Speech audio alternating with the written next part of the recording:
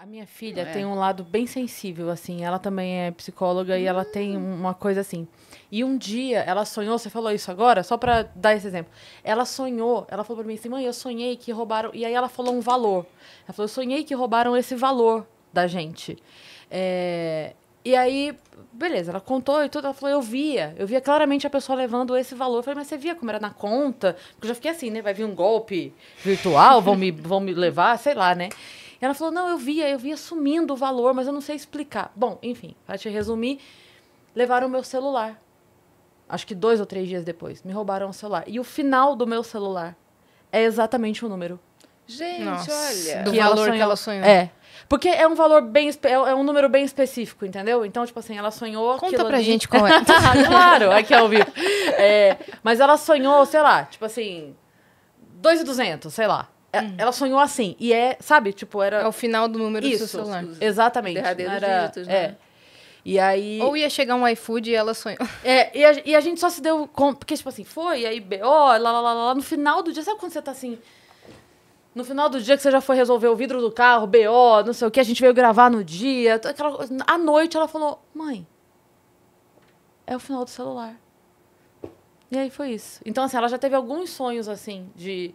E aí agora ela já avisa. Quando ela tem um sonho, ela já, tipo assim, ela fala, ó, eu aviso as pessoas mais próximas que eu acho que podem ter alguma ligação comigo. Então tem essa de sonhos premonitórios? Tem, olha só, senão a gente vai dizer que a sua amiga não está falando a verdade. Eu acredito que ela esteja. Porque eu já assim, ouvi não, é verdade. pode tratar como uma grande coincidência ou como um aviso. Olha, vamos lá, vamos conversar dessas grandes coincidências, como você está me dizendo, né? Se a gente fizer uma conta estatística e ver a probabilidade disso daí acontecer, e ainda mais dizer que a coisa veio antes, né? Se ela tivesse sonhado depois, podia aí estar a gente tem influenciada. super aquela explicação. Antes. Então, assim, quando a conta estatística é muito absurda, é porque não é um acaso, não é? Uhum. Vamos pensar? Né? Então, tem alguma coisa. Isso é um pensamento que cabe na psicologia analítica. Se alguém chega contando isso, a gente não fica... foi isso que aconteceu? E a gente vai trabalhar em cima disso. Entendeu? Porque é uma possibilidade.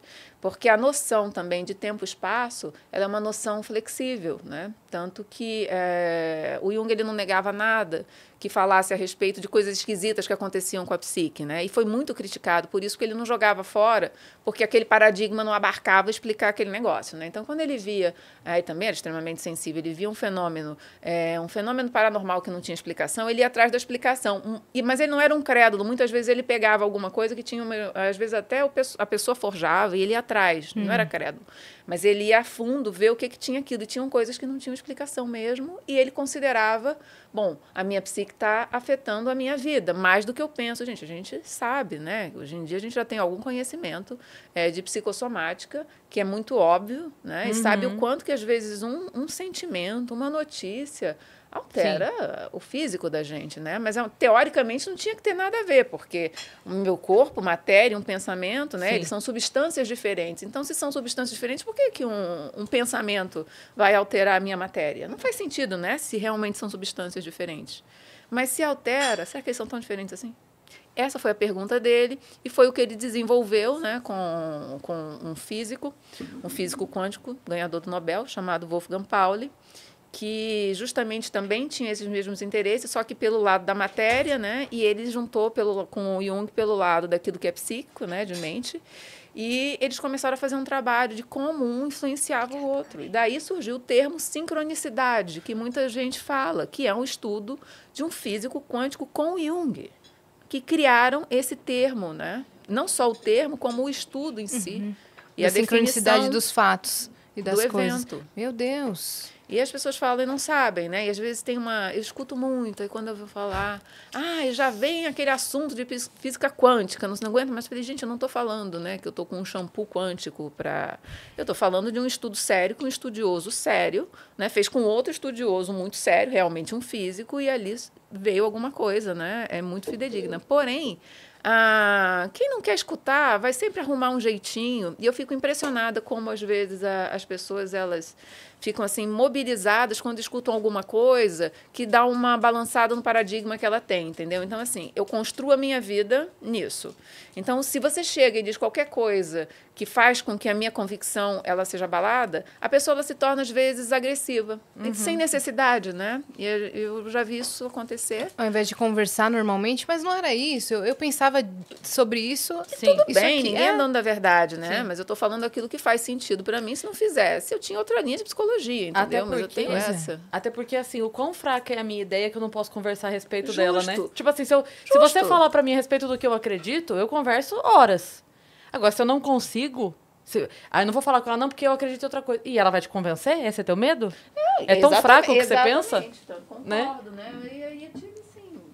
Mas são coisas que a gente tem que aprender, né? Até para compreender também como é que funcionam as pessoas. E é isso. Então, quando uma coisa ela é muito diferente, às vezes algumas pessoas elas têm uma resistência grande, têm um medo, né? E outras pessoas são super interessadas. Então, assim, do mesmo jeito que tem pessoas que dizem, nossa, tem ainda bem um número cada vez maior assim de pessoas que querem saber mais, entendeu? E essas pessoas que não quer saber não precisa, né? A gente tem que respeitar as pessoas. Mas quem quer chega junto, né? Eu tenho conhecido pessoas maravilhosas. Tem muito tido mais gente papos que quer, não fantásticos. Por isso que Jung tem entrado em voga, né? Porque você vê, né? A construção do pensamento junguiano, ele é uma construção que a gente tem ali um início de 1900, né? Aquele joelho fantástico onde muita coisa aconteceu. Para ele era muito difícil, porque era o ápice, né? do paradigma materialista. E ele foi uma pessoa, a primeira pessoa, mas ele já estava, né? com mais idade, que falou a respeito da era de Aquário. Porque ele via isso de uma forma simbólica e ele disse assim, a astrologia existe, né? Então eu vou estudar o que é isso, que é tão antigo, que vem e sobrevive até hoje, tem alguma coisa psicológica aí, isso é fruto, né, de uma atividade psíquica do ser humano. Por que que isso é interessante? Então, ele estudava, mas não estudava para fazer previsões, entendeu? Ele estudava vendo qual é o simbolismo que isso está projetando, né? Qual é o arquétipo que está ali. De comportamento humano. Pois é, e nessa ele identificou que, né, nesses cálculos astrológicos a gente estava na África, agora todo mundo já ouviu falar, né, dessa era de Aquário, mas ele foi uma das primeiras pessoas, né, que trouxe isso. Imagina o tanto de crítica que ele recebeu. Nossa. Hoje eu estava agradecendo Ainda bem que não a tinha ele. Instagram, né? Hã? Senão ele era cancelado. Não, ele olha, nem precisou, imagina. Tudo é na hora que tem que ser, né? Imagina. Aí fica a gente aqui agora. Mas assim, a gente tem ele, entendeu? Hoje eu estava tomando café da manhã com a minha amiga e falei, gente, ainda bem que tem o Jung, né? Porque o que ele enfrentou para poder dar uma base, eu poder levantar a mão e dizer, olha, meu estudo minha linha é psicologia junguiana, goste você ou não, ela é bem estabelecida, porque esse senhor abriu, assim, uma estrada, né? À mão, né? A mãos nuas, basicamente. Mas eu acho que faz super sentido. Para mim faz, né? Essa visão da psique como alguma coisa... e ele era estudioso, ele não saía dizendo assim, ele pegava, estudava, né? Só que o método de estudo que as pessoas querem é pesar a psique, entendeu? Eu dizia, gente, mano, não vai rolar pesar uma psique, entendeu? Como é que você faz? Pesa seu pensamento, mede seu pensamento. Algumas coisas vão ser mensuráveis, outras não vão ser, Sim. porque são uma outra forma de manifestação que é polarizada, complementar aquilo que a gente mede. Como é que você quer que eu meça aquilo que é de uma natureza ou outra de manifestação? Mas eu sei que vivo, né? Você está me contando isso, sua filha. Caramba, primeiro, grata por, né, compartilhar com todos nós. Eu imagino que somos muitos no momento, mas só por isso, então, grata aí. Mas você está colocando uma situação e dizendo, olha, aconteceu isso. Imagina o tanto de gente que pode estar... Lá vem papinho, entendeu? Lá vem história. E, no final das contas, olha que interessante. Isso eu já vou lembrar. Porque acontece muito, né? Então, a sua filha provavelmente é uma pessoa bastante intuitiva. Sim. Mas é assim, né? Eu já vi uma pessoa me contar que sonhou que o prédio estava pegando fogo. Aí, eu começo, né? Porque a gente não fica assim, né? Por mais... ser junguiano significa sair viajando na maionese e vendo, né, arquétipo em tudo. E muito menos ativar arquétipo. Gente, essa história de ativar arquétipo, por favor, Fake vai news. estudar. Não faz isso, não. Não é bom. Voltando.